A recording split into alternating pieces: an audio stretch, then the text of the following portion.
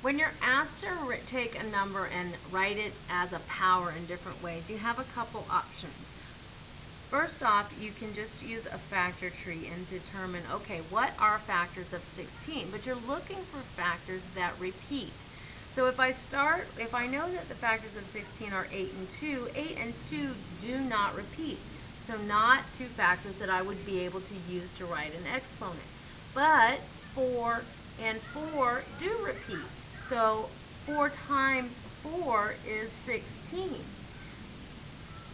To write 4 times 4 as an exponent, my base is 4, and I have two factors of 4, 2 is my exponent, so 4 squared. That's one way I can write it. Well, I also know that 4 is equivalent to 2 times 2, or has a factor of 2, 2 times 2. So I have 4 2's, 2 times 2 times 2 times 2. To write that as an exponent, my base is 2. I have 4 factors of 2, so my exponent is 4. I also know that any number raised to the power of 1 is that number, so 16 to the power of 1 is just 16. I only have one factor of 16.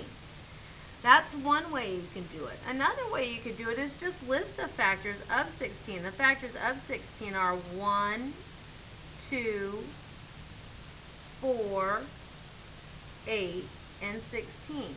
And then look at those factors and see, well, what can you repeat? Well, we determined up here that we can take 2, and if we multiply it by itself 4 times, we get 16.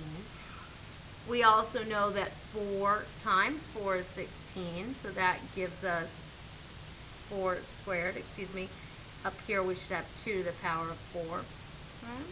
And 8, no, we can't take 8 and multiply it by itself to get 16. We can't take 16 times 16 to get 16, but we can take 16 to the power of 1.